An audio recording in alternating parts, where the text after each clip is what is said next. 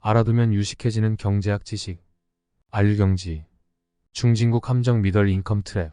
세계 근현대사에서 후진국이 선진국이 된 유일한 나라 대한민국. 그 어렵다는 중진국 함정을 어떻게 벗어났으며 중진국 함정이란 무엇이며 이 함정을 벗어나는 원인은 무엇인가?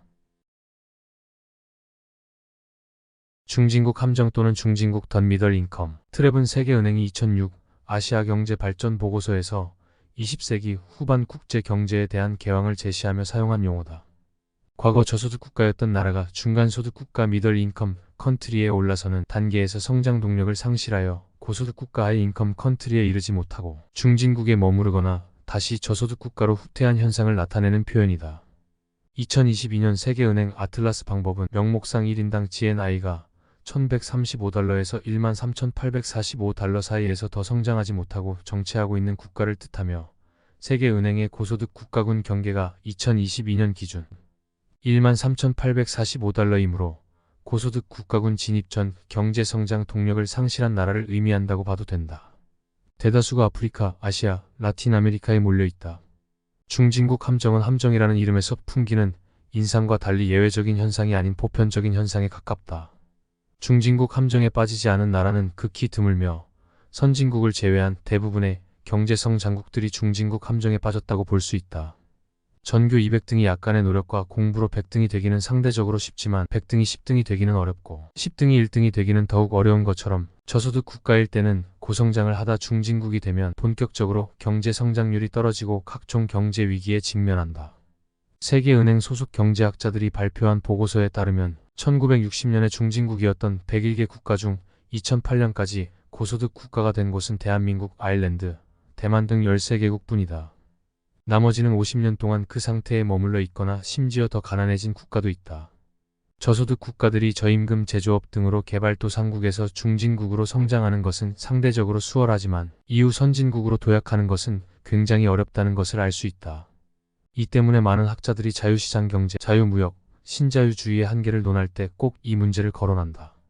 이에 대한 반론도 보면 선진국의 핵심 하청 국가가 되어 경제 주권을 포기해야 한다는 식의 이야기밖에 나오지 않는 실정이다. 이를 타개하려면 다른 나라의 장점을 따라하는 것이 아니라 자국 고유의 문제점들을 자국의 상황에 맞게 해결하는 게 가장 중요하기 때문에 중진국 함정을 벗어날 수 있는 범용적인 모범 답안은 존재하지 않는다.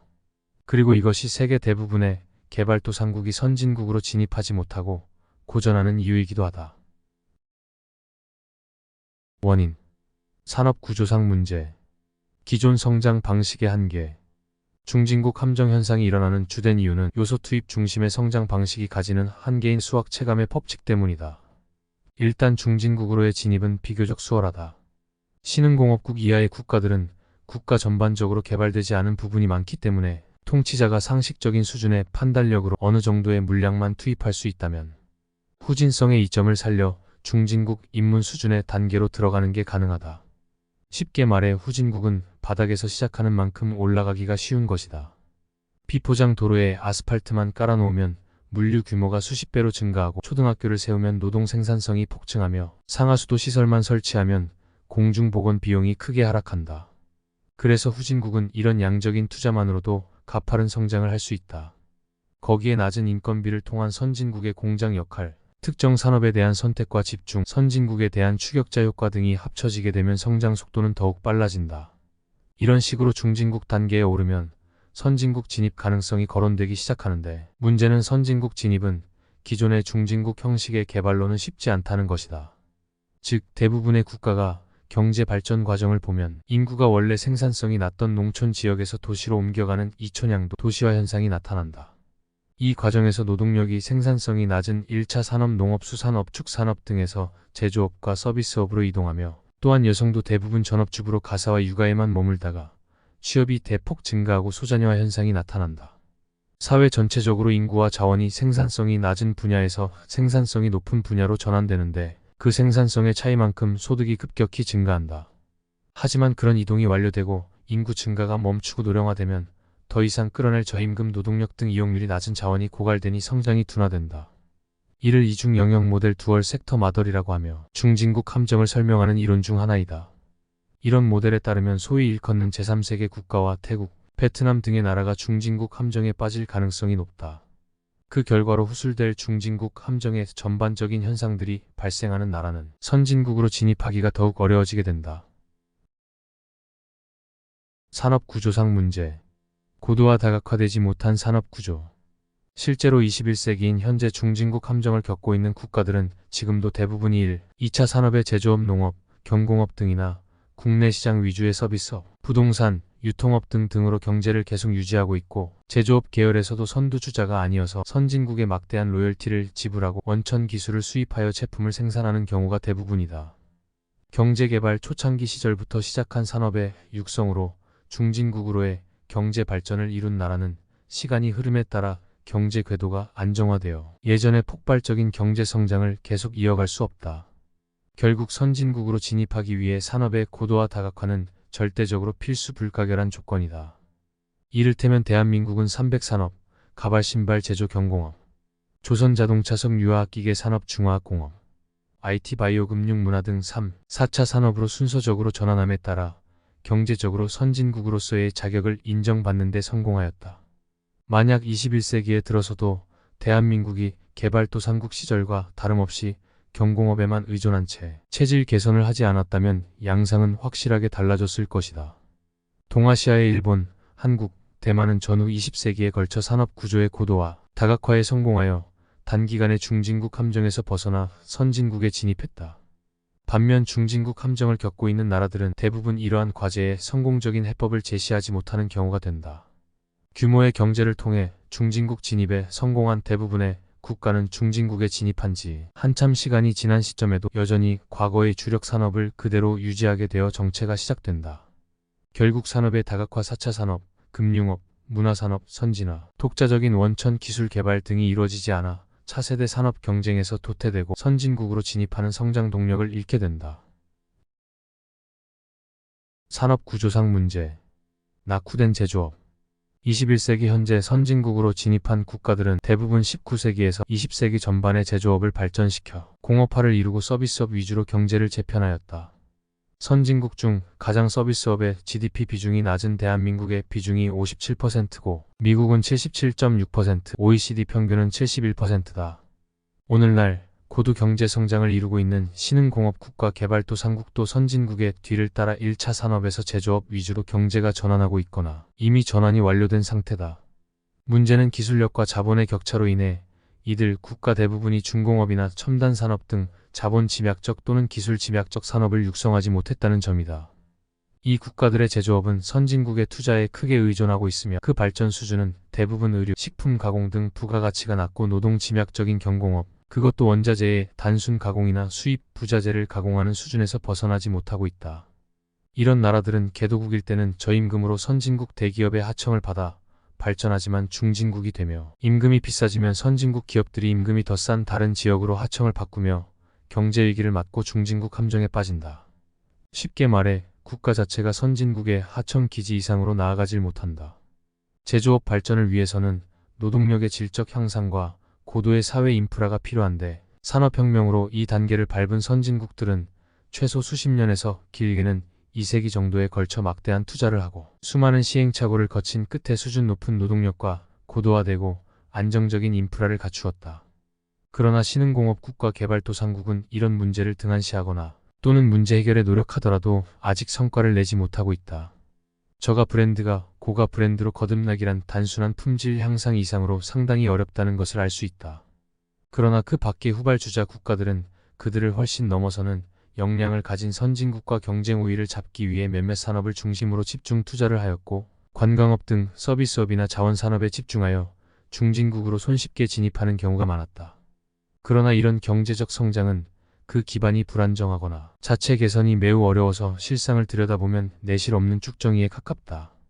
단적인 예로 러시아, 베네수엘라, 브루나이, 아랍 중동 국가들, 중남미 국가들은 석유로 많은 돈을 벌었고 태국은 세계적인 관광 대국이지만 이들을 선진국이라 부르는 사람은 아무도 없다. 자원의 저주에 당해서 오히려 경제가 퇴행해버릴 수도 있는데 과거 인광석으로 떼돈을 벌다가 인광석이 고갈되자 몰락한 나우루가 대표적이다. 여기에 중진국 함정에 빠진 국가들이 큰 특징은 대개 이렇다 할 자국 메이커나 브랜드가 부재하거나 부실한 경우가 많다는 점이다. 특히 동남아, 중남미 국가에서 잘 나타나는 문제로 당장 멕시코, 태국, 베트남만 보더라도 공장은 많은데 정작 공장을 소유하는 업체가 선진국에 본사를 두고 있는 게 특징이다. 물론 기술과 자본이 없는 개발도상국에서는 해외 자본이 필요하다. 그러나 중진국에 진입하면 해외 자본 의존이 국가 경제의 성장에 걸림돌이 된다. 해외 자본은 자국보다 해외 인건비 상승에 엄청 민감하기에 해외 인건비가 상승하면 해외 공장을 포기하고 차라리 자국 공장으로 생산을 옮겨버린다. 이는 자국 기업이 자국에서 철수 및 국적을 옮기면 정치적 반발과 지탄을 받기 때문에 아무리 사업하기 힘들었어도 자국에서 생산시설은 유지하기 때문이다. 부가가치가 높은 연구개발은 보통 자국에서 행하므로 연구개발자와 현장 생산 기지의 소통을 위하여 자국 내 생산시설을 아예 없앨 수는 없다. 중진국들은 자국 메이커를 만드는 것도 어렵고 있더라도 해외 메이커에게 밀리기 쉬우며 또한 국가적으로 자국 메이커를 육성하지 않는 경우도 많다. 물론 모든 정부들은 자국 메이커가 있는 게 지속적인 성장에 도움이 된다는 것을 알고는 있다. 문제는 국민들이 자국 메이커를 사주고 이용해야 자국 메이커가 성장하는데 자국 사람들이 해외 다국적 기업의 메이커를 더 선호한다는 것이다. 결국 이는 자국 메이커 경쟁력의 부재로 이어진다. 한국에서는 이 문제 때문에 특정 외래품 판매 금지 법이라는 법률로 해외 기업의 국내 소비재 진출을 틀어막았던 경력이 있었으나 이는 암시장으로 이어지기 마련이다. 여기에 생산 비용 상승에 대한 경쟁력 약화도 대두되기 시작한다. 경제 상승은 필연적으로 물가 상승을 동반한다. 그리고 물가가 일정 수준을 넘으면 임금 또한 오르고 총 생산 비용이 증가하면서 기존의 제품 가격 또한 상승한다. 그런데 품질은 뒤처진 상황에서 가격만 덜컥 올라버리면 당연하지만 어느 누구도 제품을 사려는 사람이 없다.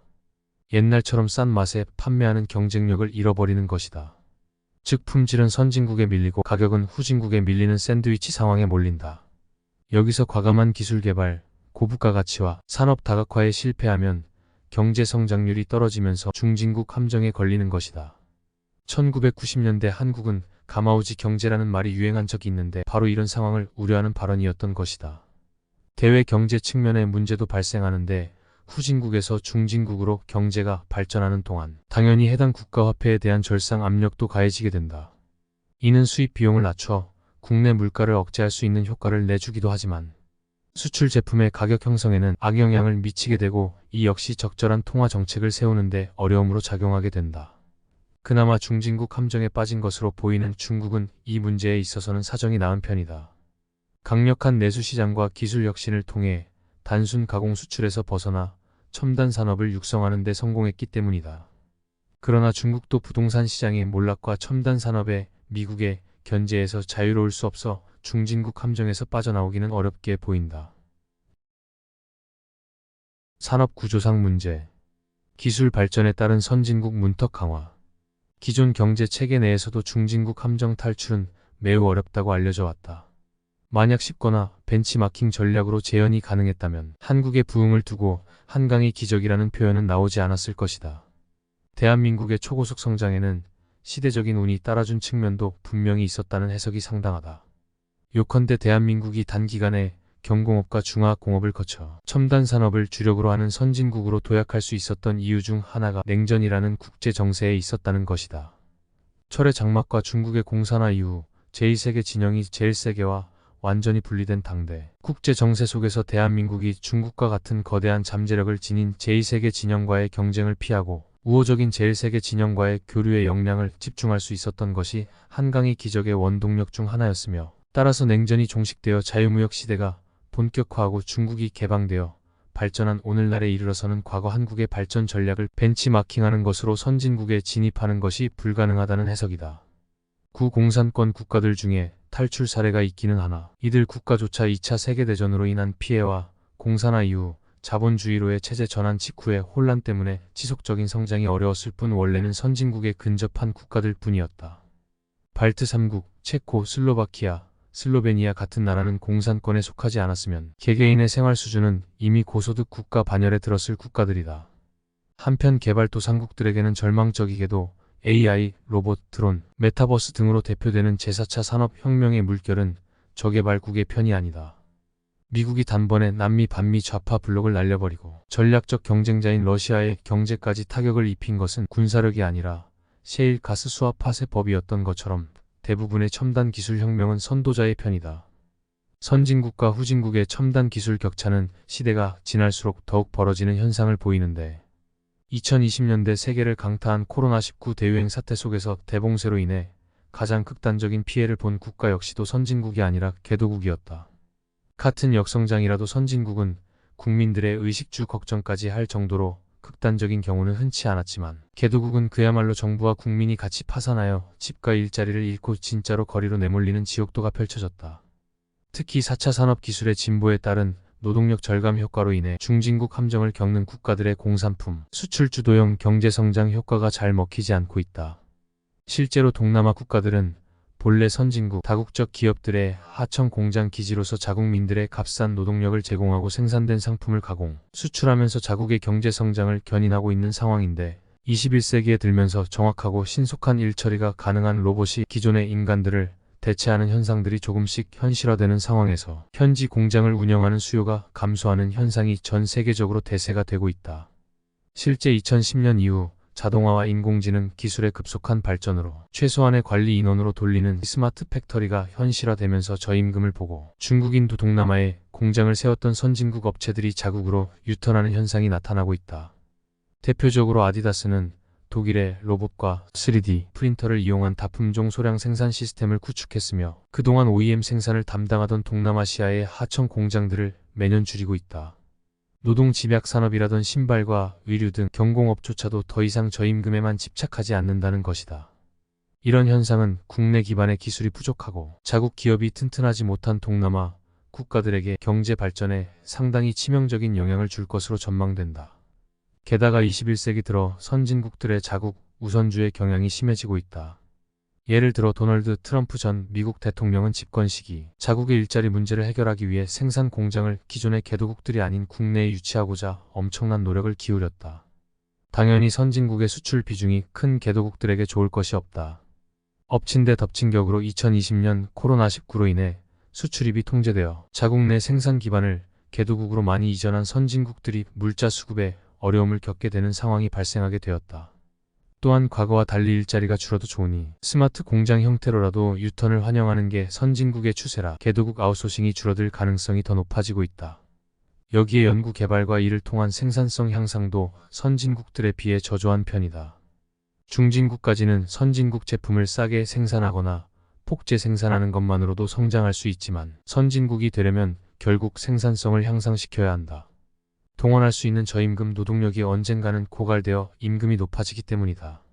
노동 생산성이나 자본 생산성을 선진국 수준으로 끌어올릴 수 있는 자동화나 산업 고도화를 꾀하기 위해서는 연구 개발 투자가 불가결하다. 대부분의 중진국은 이러한 생산성 향상과 연구 개발 투자가 부진해서 성장 속도가 현저히 느려진다. 산업 구조상 문제, 수입 대체 산업화. 중진국 함정에 빠진 일부 국가들 특히 중남미의 특징은 수출 주도 산업화 ELI가 아닌 수입 대체 산업화 ISI를 목표로 장기 경제 정책을 짰다는 것이다. 수출 주도 산업화의 중점은 국산 제품을 해외에 판매하는 것에, 수입 대체 산업화의 중점은 외산 제품을 국산 제품으로 대체하는 것에 있다. ISI의 치명적인 문제점은 기업이 국내 시장 점유에 안주하게 만들어 외국 기업과 경쟁할 능력을 상실하게 된다는 점이다. 흔히 석유만 팔다 망했다고 알려진 베네수엘라도 1970년대에 수입 대체 산업화를 통해 국내 제조업을 적극적으로 육성하려다가 망한 케이스이다. 그나마 세계은행의 통계를 보면 ISI가 추진된 1960년대부터 1980년까지 중남미 및 카리브해 국가의 경제 성장률은 세계 경제 성장률보다 더 높았다. 그럼에도 1970년대 비산유국 중남미 국가들이 큰 부침을 겪은 이유는 ISI 자체의 문제점과 더불어 농산물과 원자재 가격의 하락과 오일 쇼크로 인해 에너지 비용이 급증했기 때문이다.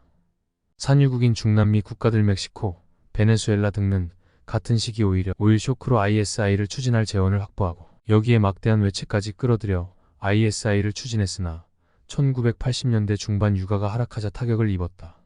즉 ISI 자체의 재정적 문제는 물론이고 재원을 수급할 방법이 망해버린 게 중진국 함정의 원인 중 하나라고 할 수 있다. 지금까지 중진국의 함정의 원인 중 산업 구조상 문제이었습니다. 두 번째 사회 구조적 문제를 알아봅니다. 원인. 사회 구조적 문제, 인구 문제, 과다한 인구. 인구는 국력이라는 말이 있지만 이는 어디까지나 국가와 영토가 감당할 수 있고 국가 간의 기본 1인당 경제력 차이가 크지 않을 때의 얘기이다. 정도를 넘어선 인구는 경제를 악화시키고 선진국 진입에 방해가 된다. 식량, 원자재 등 사람이 살기 위한 필수 재화의 생산량에 비해 먹여 살려야 할 사람이 너무 많은 상태가 되면 내부 경쟁으로 인해 카니발라이제이션이 발생하기 때문이다. 간단히 말해 먹여 살려야 할 사람이 너무 많은 것이다. 중국, 인도가 겪고 있는 경제 문제의 근본적인 원인이며 방글라데시 등도 비슷한 문제를 겪고 있다. 이것이 훗날 부메랑이 되어 돌아오더라도 당장의 이유로 인해 산하 제한 정책을 실시하는 개발도상국이 나오는 이유다. 산업이 빈약한 나라에서는 1차 산업으로 하루하루 먹고 사는 국민들에게 고소득 일자리를 하나하나 마련해줄 겨를이 없다. 게다가 이들은 교육 수준도 낮은 경우가 많아 자국에서나 해외에서나 고급 인력으로 대우받지 못한다. 그러다 보니 자국에서 만족할 일자리를 구하지 못한 이들은 건강한 몸뚱아리 하나만 믿고 해외 취업을 가는 경우가 흔한데 그들이 현지에서 인간다운 대접을 받고 있는지 국가 이미지에 긍정적인 영향을 주고 있는지 보장할 수 없다. 가령 중국인, 필리핀인들은 세계 어디서든 볼 수 있을 정도로 해외 취업을 하는 사람들이 많지만 그들의 직종은 가정부, 식당 종업원, 공장 생산직 등 일용직이 대다수다. 중국이나 필리핀뿐만 아니라 다른 개발도상국들도 사정은 마찬가지다. 이전 글 기술 발전에 따른 선진국 문턱 강화에서 언급한 대로 특히 산업 자동화 관련 기술이 발전할수록 이 문제는 더욱 심각해질 가능성이 높다. 저출산과 빠른 고령화 및 인구 절벽. 위에 언급한 과다한 인구가 심지어는 고령화까지 되어버린다. 과거에는 고령화 문제는 선진국만의 문제처럼 여겨지곤 했지만 2010년대 중후반부터는 개발도상국들도 고소득 국가 진입 이전의 저출산, 고령화로 인구 감소가 시작되는 경우가 많다. 의료체계, 영양상태 등이 개선되면서 과거보다 수명이 늘어난 탓이다. 또한 자식을 낳으면 고생한다는 생각은 어느 정도의 소득만 되어도 바로 느끼는 부분이라 더욱 그렇다. 특히 소셜미디어의 확산과 코로나, 팬데믹 시대 이후로는 개발도상국도 출산율의 급감이 두드러지고 있다. 그래도 저출산을 겪는 개발도상국들도 출산율이 1명대 초반은 되는 것을 보면 저 정도면 아주 심각한 건 아니지 않나? 라고 생각할 수도 있겠지만 개발도상국에 있어 저출산 문제는 선진국보다 훨씬 더 심각하다. 개발도상국들은 늘어나는 고령인구를 부양할 경제적, 사회적 역량이 부족한 데다 저출산으로 인한 인구 감소를 완화할 만큼의 이민을 받아들일 역량이 부족하다. 거기다 먹여야 할 인구들도 여전히 많아서 적극적인 인구 장려도 쉽지 않으며 초기 2차 산업과 3차 산업에 종사하는 중진국 국가 내의 사회 갈등에 따른 스트레스는 기존 농경사회를 한참 초월한다. 패티 클라크의 법칙에 따른 경제개발 단계에서 중진국 진입에 이상적인 인구구조인 피라미드 형태는 정작 중진국에 진입하는 기간 동안 너무나 치열하게 벌어지는 내부 경쟁 때문에 카니발라이제이션이 시작되어 경제적으로 중진국이 될 때면 이미 수십 년간 내부 경쟁에 지친 국민들이 출산에 소극적으로 바뀌고 만다. 대체로 중진국 국가들은 치안 문제와 빈곤 문제, 불안정한 내정 문제까지 겹쳐 영유아 및 청소년 사망률이 높다는 것도 인구 문제에 영향을 주는 요소이다. 중진국인 만큼 산업도 미약하기 때문에 인접한 선진국으로 유출되는 인구수도 상당하다. 따라서 선진국보다는 조금 높은 출산율을 가졌더라도 경제활동이 가능한 나이가 될 때쯤이면 선진국과 큰 차이가 없어진다. 따라서 고령인구를 부양할 인프라가 크게 부족하고 아직 노동집약 산업의 비중이 높은 최빈국들이나 개도국들이 저출산 문제를 겪는 것은 쉽사리 넘기기 어려운 문제이다. 아래는 개발도상국임에도 저출산을 겪는 나라들이다. 중국 2021년 기준 1인당 GDP가 12,556달러가량으로 동시기 대한민국의 3분의 1 밖에 되지 않는데도 굉장히 빠르게 저출산 고령화가 시작되었다. 2016년에 출생아 수가 1,786만 명이었으나 2022년 출생아 수는 956만 명, 2023년 출생아 수는 902만 명으로 불과 6년 만에 출생아 수가 절반 가까이 감소했다. 출산율은 2022년 1.08명, 2023년은 1.00으로 밑에 태국과 마찬가지로 1점대가 깨지기 직전까지 왔으며 이 수치는 2017년, 2018년의 한국과 비슷하다. 중국은 생산 연령 인구가 2012년부터 감소했고 2022년부터는 대학 진운동 이후 61년 만에 총인구가 감소했다. 한국보다 생산 연령 인구가 4년 먼저 총인구는 2년 늦게 감소가 시작된 것이다. 태국 역시 심각한 저출산 고령화 문제에 맞닥뜨리게 되었다. 2010년대 중반 이후로 출산율이 급감하고 있으며 2016년에 출생아 수는 70만 명이었으나 2022년에 출생아는 50만 명으로 20만 명의 출생아 수가 줄어들었다. 2022년의 출산율은 1.00으로 1점대가 깨지기 직전까지 왔으며 2023년 9월 출산율은 0.95까지 추락했다. 만성적인 저출산 고령화를 겪는 다른 선진국과 달리 태국은 상대적으로 낮은 국민소득으로 인해 많은 도전에 직면하게 될 것으로 예상된다.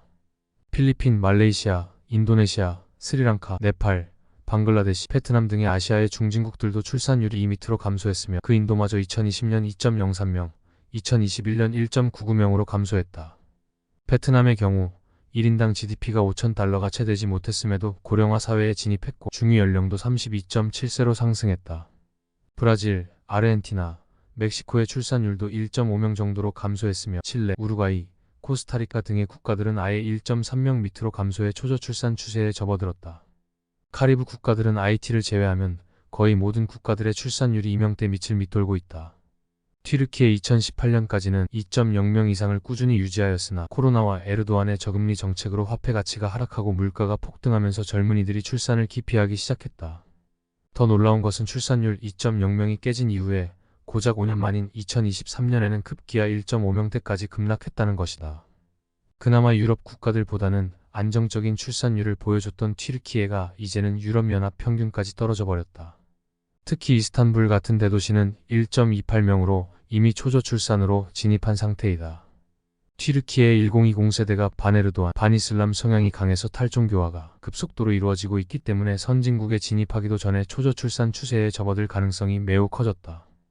북한 동부가 최빈국인 북한마저 저출산을 만성적으로 겪고 있는 추이를 보이고 있다. 북한의 통계 시스템이 불분명한 관계로 확실한 통계는 알 수 없지만 북한 정부가 유엔에 제출한 자료가 사실이라는 가정하에 대략 1.8명대로 추정된다. 보통 북한 정도의 경제력을 가진 국가들의 출산율이 낮아도 2명대 중반인 것을 감안하면 그냥 가볍게 넘어가기는 어려운 문제이다.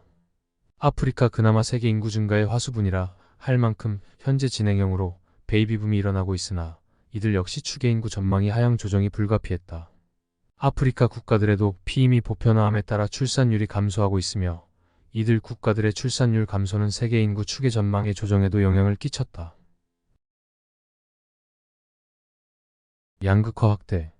근대화와 경제 발전을 이루는 과정에서 사회의 부는 특정 계층 분야 지역에 편중이 되는 경향이 있다. 그러므로 사회 전체적으로 불평등이 심해지고 빈부격차가 급속히 커지기 시작하며 이는 사회의 불안정을 불러오게 된다. 초창기 국가주의적 경제성장에 발빠르게 적응한 일부의 재벌이나 관료들은 일반 국민들은 물론 선진국의 부자들까지 상상도 못할 정도로 호화스럽게 살지만 국가의 경제성장에 협력해왔던 대부분의 서민들은 자신들에게 이득이 전혀 돌아오지 않다 보니 사회 불만이 커져서 경제 발전에 대한 희생을 거부하기 시작하고 결국에는 성장 동력이 급속히 떨어지기 시작한다. 멕시코, 남아프리카 공화국이 대표적인 예로 성장과 함께 분배도 일정 정도 이루어지지 않으면 결국 성장도 한계에 부딪힌다는 걸 보여주는 사례이다. 특히 소득이 충분히 분배되지 못했을 경우 사회 갈등이 크게 늘어나게 되며 범죄율이 증가하고 심지어 마약거래, 인신매매나 반사회적인 목표를 둔 무장단체가 등장하는 등 악순환에 빠져 자칫하면 체제가 흔들릴 수가 있다. 이런 현상 속에서 양극화가 확대되기도 한다. 리처드 윌킨스는 경제적인 불평등에 대한 데이터를 명확하게 도표로 나타내었다. 그는 건강, 장수, 신뢰 등과 같은 단순한 가치들마저도 빈부격차가 심해지게 될 때 경제성장 효과가 더 악화되는 것을 통계를 통해 증명했다. 어찌하든 사회 문제를 국민적 합의를 통해 정부가 풀지 못하면 국가는 총체적 난국에 빠지게 되고 양극화로 인해 범죄의 증가나 사회 구성원 간의 불신 등의 여러 가지 문제점들이 사회의 효율성을 떨어뜨린다. 효율성이 떨어진 사회가 경제 발전이 느려지는 것과 중진국 함정에 빠진 국가가 경제 발전이 더뎌지는 것은 다른 말이 아니다. 이렇게 리처드 윌킨슨이 말하는 신뢰는 사회적 자본이라고도 말한다. 느린 의식 변화. 느린 의식의 변화도 중진국 함정을 겪고 있는 국가들에게서 공통적으로 나타나는데 이런 나라들일수록 국가 내부의 사회 경제적 문제들을 국민들에게 가리기 위해서 언론과 매체를 통제하고 이용하며 내부 불만을 억제시킨다. 이런 이유로 대부분의 중진국들은 언론 자유 지수가 선진국에 비해 낮은 것이 특징이며 그렇게 통제된 국민들 역시 근시안적이고 국수주의적인 이념에 경도되어 세계의 트렌드를 제때 읽지 못하고 개혁 정신이 둔감해진다. 이런 분위기의 사회에서는 혁신을 기대할 수 없으며 선진국 진입 또한 기대할 수 없다. 심지어 느린 의식 변화로 인해 높으신 신분 단계에서 경제 발전에 대한 합의조차 하지 못하는 경우도 있다. 단적인 예로 이미 농경 사회에서 최소 중상류층의 기존 권력과도 연줄이 있는 지주가 경제 발전에 별 다른 매력을 느끼지 못해 토지 개혁이 실패할 경우를 들 수 있다.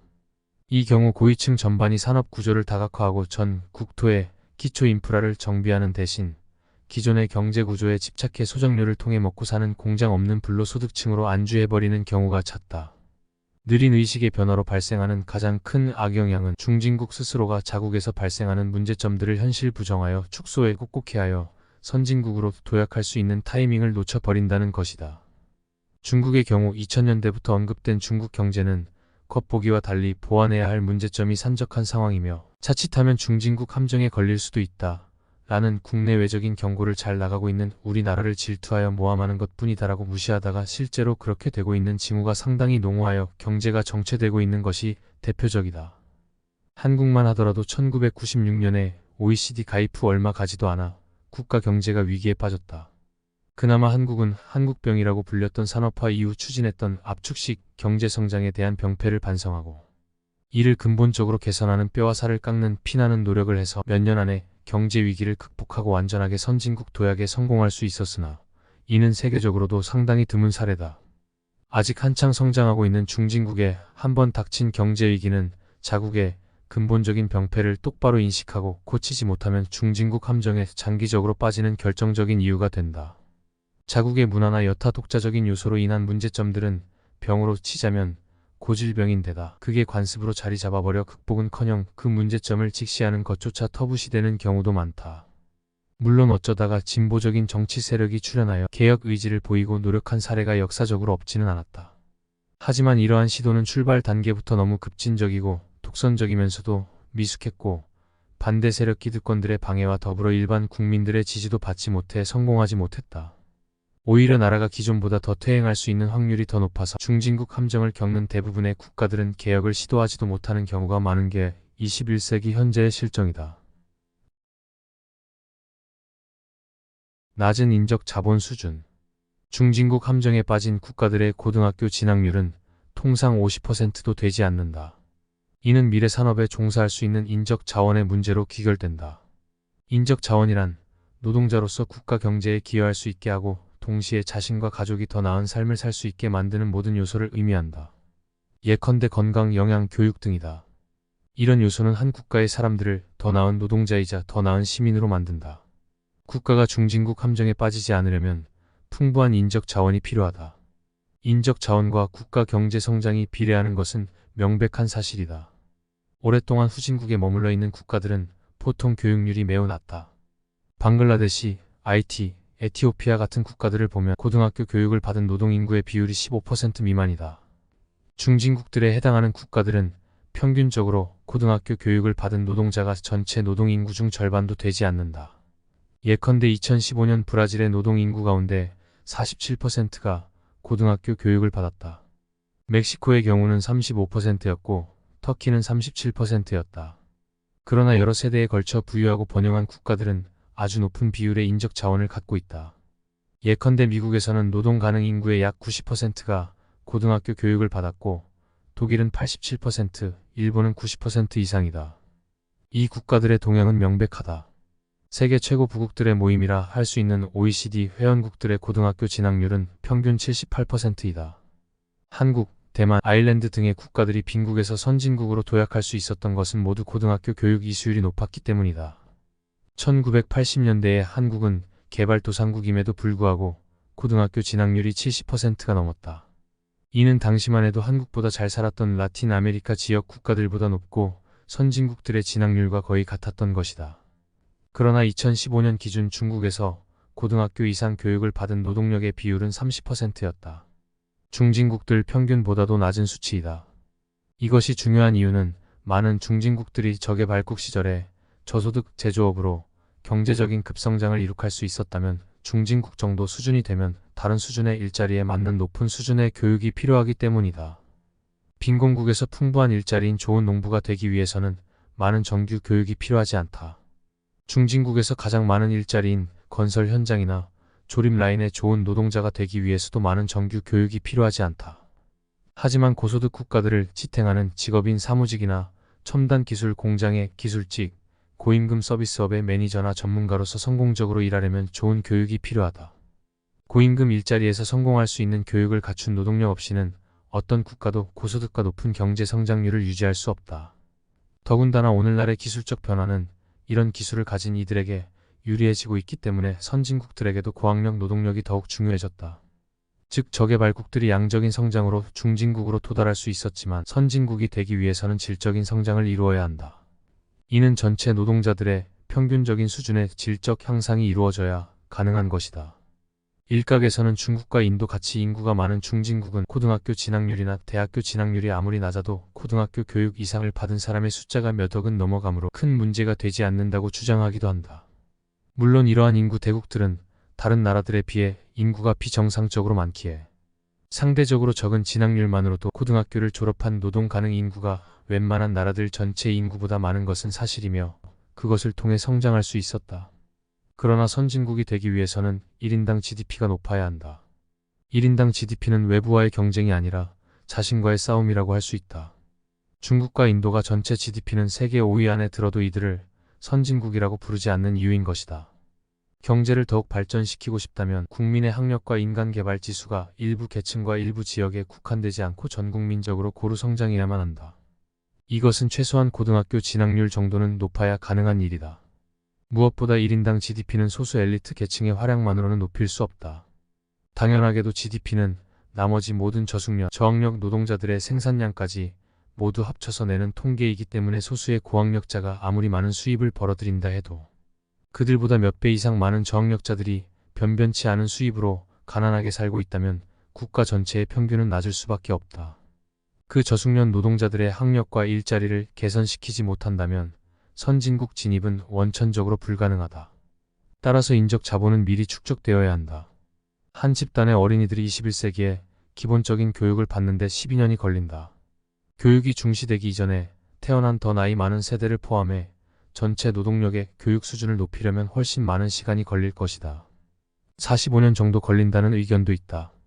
그렇기 때문에 한 국가가 고소득 국가가 되고 나서야 성장을 뒷받침할 인적 자본을 만들어내기 시작해서는 안 된다. 그러나 지금의 중진국들이 쌓아둔 인적 자본을 보면 1980년대의 한국이나 대만보다는 1980년대의 멕시코나 터키에 더 가깝다. 그 어떤 국가도 고등학교 취학률 50% 이하로는 고소득 국가에 도달하지 못했다. 현재 중진국들의 고등학교 취학률 평균 40%로는 고소득 국가에 진입하기 매우 힘든 것이다.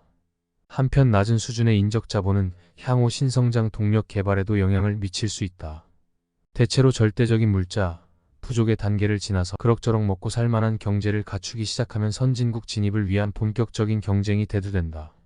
이 시점부터는 기존의 패스트 팔로워에서 퍼스트 무버로의 전환을 위해 새로운 성장 동력을 창출해내는 과정을 거치게 되며 인적 자본의 수준에 따라 선진국 진입의 여부가 판가름 나게 된다.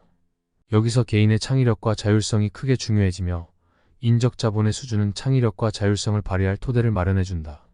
그러나 대다수 중진국들은 강력한 권위주의 정권이 개인과 기업의 자율성을 억압하면서 국가 주도로 경제 성장을 일궈낸 경우가 대부분이다. 경제 관료들이 정책 금융과 행정 지도로 기업들을 통제하는 방식으로는 기술 혁신이나 개인의 창의성을 기대하기 어렵고 이미 커진 기업들은 국내 시장을 확보하기 위한 자기 보신에 급급하여 세계 시장 경쟁에 뛰어들기를 꺼리게 된다. 이렇게 되면 장기적인 전망과 많은 예산이 필요한 기술 개발 투자, R&D 등을 소홀히 하게 되고 중진국 함정을 벗어날 길은 더욱 멀어진다. 지금까지 중진국의 함정의 원인 중 사회구조적 문제이었습니다. 세 번째 정치적 문제와 기후적 문제, 그리고 중진국의 함정 개념에 대한 비판. 원인. 정치적 문제. 불안한 정세. 대부분의 중진국들은 경제적 성장에 비해 정치 사회적 성장은 더뎌 선진적인 정치 구조를 갖추고 있지 못하다. 이에 따라 독재, 쿠데타 같은 정치적 급변 상황이 자주 일어나는 경우가 많다. 새로 집권하는 정권의 입맛에 따라 국가의 경제 정책뿐만 아닌 외교 정책 역시 자주 변경된다. 그런데 이런 정치적 급변은 중진국들에게 치명적이다. 중진국들의 자국 토종 기업들은 제품 경쟁력이 약하고 재정 사정이 풍요롭지 않은 경우가 많아 외국인들의 투자가 기업의 생존에 있어 매우 중요한 요소이기 때문이다. 그런 상황에서 정치적 급변은 외국인들에게 투자의 리스크로 작용해 영향을 크게 준다. 극심한 부정부패. 한편에서는 부패인식 지수 같은 사회 내부의 청렴도 정부와 사회의 효율성화, 중진국 함정의 연관성에 대하여 논하기도 한다. 부패한 관료와 사회 구조를 가진 국가일수록 내부적인 한계에 직면하고 일정 수준 이하의 성장 한계성을 가진다는 것이다. 또한 일정 단계의 수준에서는 부패와 발전의 연관성이 적지만 외연적 단계에서 내연적 단계로 이행하는 선진국 진입 단계에서는 이러한 문제가 부각된다는 것이다. 부패가 심한 상황에서는 경제 성장의 이익이 극소수에게 편중되므로 국민들의 성장에 대한 욕망이 낮아지며 이는 그대로 성장 둔화로 이어진다. 이와 관련하여 부패인식 지수가 10점 오를 때마다 경제 성장률이 25% 늘어난다는 통계가 있다. 부적절한 세금 정책. 국민 전체적인 소득이 어느 정도 증가함에 따라 사회운동단체나 시민단체들이 정부에게 사회 구성원들의 근로에 대한 적당한 복지의 보상과 쾌적한 환경의 인프라 제공 등을 요구하는 목소리를 내게 된다. 이렇게 늘어나는 복지 수요의 충당을 위해서는 상류층과 대기업들에게 수익에 따른 적당한 세금을 걷어야 하는데 중진국 함정을 겪는 나라에서는 기득권들이 대놓고 세금 정책에 반대를 하거나 탈세를 위한 편법을 부리는 경우가 많아서 세수 과정에서 여러 잡음과 많은 문제가 발생한다.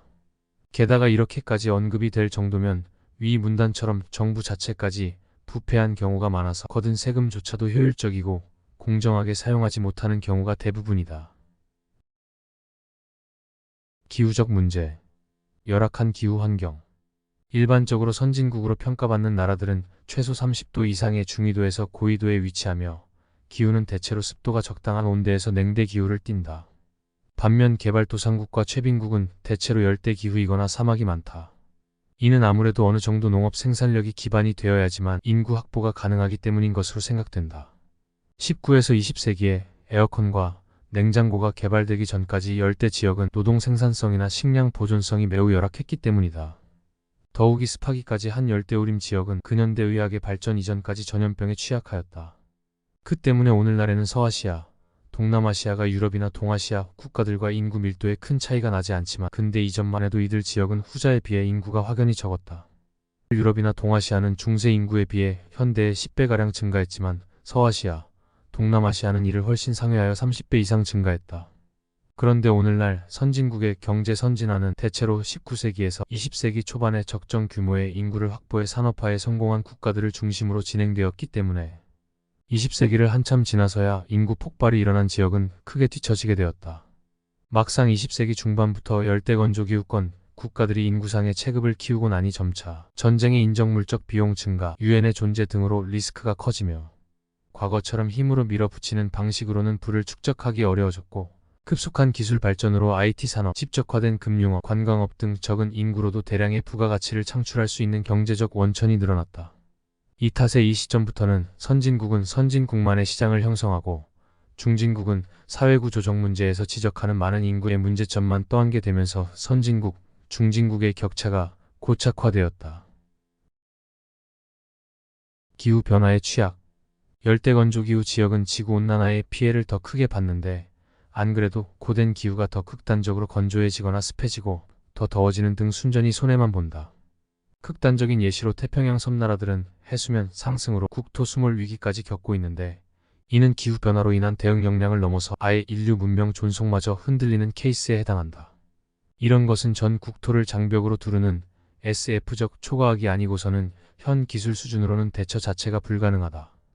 이들 국가들은 선진국에 비해 정부든 민간이든 기후변화로 인한 각종 자연재해나 환경변화에 대한 대응 역량도 뒤떨어지는 편이며 경제구조도 농업이나 어업 등의 1차 산업에 치중된 경우가 대부분이기 때문에 기후변화 충격에 더욱 취약해진다. 이 경우 단순한 경제적 타격을 넘어 전국 혼란으로도 직결되는 사례가 부지기수다. 기후가 경제에 끼치는 영향을 다루는 거의 모든 연구는 현재든 미래든 지구 온난화에 대한 피해는 선진국보다는 개발도상국이 훨씬 크다고 평가한다. 2024년에 접어들면서 열대지역 국가들의 체감기온이 무려 50도 가까이 치솟으며 가히 살인적인 폭염으로 기후변화의 직격탄을 맞기 시작하였으며 심지어 경제활동에도 큰 영향을 끼치기 시작하고 있다. 2024년 9월에는 중국, 일본, 북한, 동남아시아 지역에 태풍으로 인한 역대급 홍수로 수백 명의 사상자가 발생하며 사회 인프라가 모조리 쓸려 내려가 심각한 피해를 받았다. 특히 동남아시아 같은 경제력이 부족한 지역은 국제사회의 지원이 필요할 정도로 피해가 막심한데 이로 인해 기후재난이 정말로 개발도상국에게 더욱 피해가 크다는 것이 증명되었다. 5. 개념에 대한 비판. 위 연구 결과와 언론 기사들처럼 중진국 함정이라는 개념 설정에 대한 비판도 제기되고 있다. 그렉 라슨, 노먼 로이자, 마이클 울콕은 소위 중진국 함정은 아마도 신화일 것 may be a myth이라고 결론을 내리면서 대신 중진국의 정책 결정자들이 기존 성장 전략이 동력을 잃을 경우 전략을 재고하는 계기를 마련한다고 보았다. 데이비드 불먼, 마야 이든, 하 응우에는 미국의 1인당 GDP와 비교해 중진국들이 침체를 겪고 있다는 증거가 없으며 선진국으로 성장하기 위한 성장 전략을 수정할 필요가 있긴 하지만 그것이 곧 중진국 함정이 실존하는 것을 뜻하지는 않는다고 결론을 지었다. 데브 파텔, 저스틴 샌디퍼, 아르빈드 수브라마니아는 1990년대 중반부터 후진국 프로 컨트리즈와 선진국 리처 원즈 사이의 격차가 느리게 남아 좁혀지고 있다면서 중진국 함정이라는 개념 자체를 시대착오적 어네크로니스틱인 것으로 본다. 소위 함정이라는 용어 선택 자체를 일종의 낙인 스티그머 찍기로 간주할 수도 있다. 이른바 선진국이라는 국가들도 자세히 살펴보면 이스라엘처럼 성장률이 높은 국가도 있고 대한민국, 미국처럼 성장률이 완만한 국가도 있고 독일이나 일본처럼 정체된 나라도 있고 이탈리아처럼 아예 후퇴하는 국가들도 있는 등 성장률이 다 제각각이다. 심지어 그리스와 스페인은 2000년대 후반에서 2010년대 초반에 1인당 GDP가 각각 1만 달러나 깎였다가 비교적 최근에 플러스 성장으로 전환하기도 했다. 단순 성장률 문제라면 이렇게 선진국들도 들쑥날쑥하니 함정에 빠졌다고 해도 무방할 텐데 왜 중진국만 세트로 묶어서 함정에 빠졌다는 식으로 거하게 낙인 찍느냐는 비판도 제기할 수 있다. 끝으로 중진국 함정이란 개념 설정을 비판하기 이전에 중진국 범위 설정이 가진 근본적인 임의성을 근거로도 비판할 수 있다. 중진국이라는 것은 후진국과 선진국 사이에 있는 국가들을 부르는 것인데 연구자 및 연구기관마다 후진국과 선진국을 정하는 기준이 임의적이니 중진국을 정하는 기준도 임의적일 수밖에 없고 그렇다면 중진국 함정이라는 개념도 그 임의성에 대해 당연히 비판할 수밖에 없는 것이다. 이상으로 중진국 함정 미들 인컴 트랩에 대한 알아두면 유식해지는 경제학 지식 알류경지이었습니다.